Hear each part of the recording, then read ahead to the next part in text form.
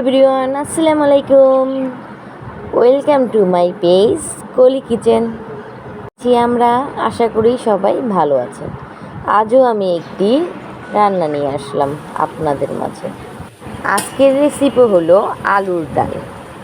আমি আলুটিকে সিদ্ধ করে চটকিয়ে 2 কাপ পানি দিয়ে এখন রেখে দেব।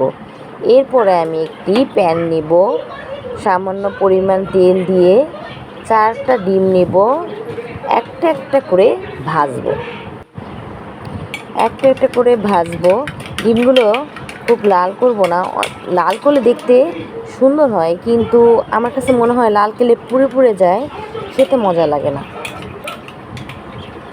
এই খাবারটি ঐতিহ্যবাহী উত্তরবঙ্গের বগুড়া ও রংপুরের মানুষ বেশি রান্না করে থাকে। আমার তাদের থেকেই শেখা এই রান্নাটি। আমার বাসায় এই খাবারটি অনেক পছন্দ করে। আমি প্রায়ই রান্না করি, সপ্তাহে 1বার বা 2বার রান্না করা আমার লাগে। বিশেষ করে আমার ছেলে চিকেনের থেকেও বেশি এটা পছন্দ করে। এখন চলে যায় মূল পর্বে। এখন আমি একটি প্যানে 1/2 কাপ পরিমাণ পেঁয়াজ নিয়ে পরিমাণ মতন তেল দিয়ে, আজকে রান্নার তেলটা একটু বেশি দিয়েছি, পরিমাণ মতো লবণ দেব। এবার আমি 2টা তেজপাতা দিব, সামান্য পরিমাণে গরম মশলাও দেব। এবার আমি একসাথে ভেজে নেব। টকটকে লাল করব না, হালকা ব্রাউন করব। হালকা ব্রাউন করার পর আমি পরিমাণ মতো আদা রসুন দিয়ে দেব। এরপর এটা আমি একটু ভেজে নিয়ে দিয়ে দেব ধনের গুঁড়া ও জিরে গুঁড়া একসাথে। সামান্য পানি অ্যাড করব আর একটা টমেটো কুচি দিয়ে দিব। 1 টেবিল পরিমাণ হলুদের গুঁড়া আর 1 টেবিল চামচ পরিমাণ মরিচের গুঁড়া। এখন এটাকে ভালো করে আমি নেড়ে ভাজা ভাজা করব ততক্ষণ না এটা তেল উঠে আসছে। এরপর আমার আগে থেকে করে নেওয়া সেই ডালটা আমি দিয়ে দেব, যেটা আমি চটকিয়ে পানি দিয়ে আলুর ডাল হিসেবে রেখে দিয়েছিলাম। এখন এটাকে আমি অনবরত নেড়ে ভাজা ভাজা করব যতক্ষণ না তেল উঠে না আসছে। এখন আমি এটাকে আবার একটু ঢেকে দিব।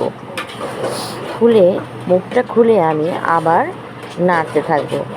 এটা অনেক সময় ভাজার কারণ হলে মশলাগুলো ভালো ঢোকানোর জন্য। এখন আমি 1/2 লিটার মতন পানি দিব, কারণ এটা আমি প্রচুর পরিমাণে জাল দিব। 1/2 লিটার পানি দেওয়া শেষ হয়ে গেলে আমি চুলার জাল ফুল করে দেব ততক্ষণ না এটা বলক আসে। যখন এটা বলক আসবে তার একটু পরে আমি খুলে দেখব কোন কন্ডিশনে আছে।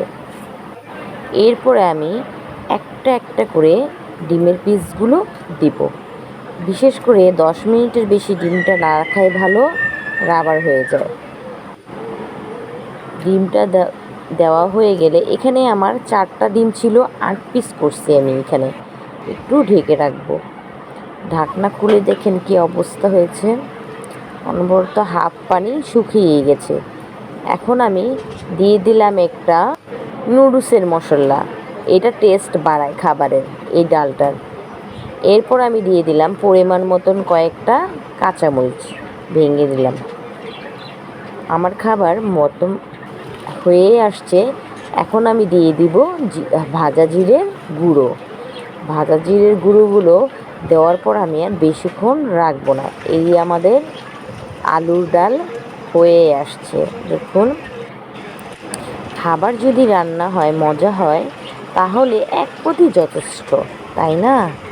এখন আমাদের খাবারের পর্বে আমরা চলে যাই। এই আমাদের আলুর ডাল, আর এই আমি আমার পাতে নিয়ে নিলাম। এখন আমি ডালগুলো আলুর দিয়ে দিব। এখানে 2টা ডিম আছে, আমি অবশ্যই 2টা ডিম খাবো না, এটা ভিডিও করার জন্য আমি একটা ডিম। এই দেখুন আলুর ডাল খেতে কিন্তু খুব টেস্টি হয়েছিল। ভালো লাগলে আপনারাও উত্তরবঙ্গের এই বিখ্যাত খাবারটি রান্না করে খেতে পারেন। আর আমার ভিডিও যদি ভালো লাগে লাইক, ফলো অ্যান্ড শেয়ার করতে ভুলবেন না। আল্লাহ হাফেজ।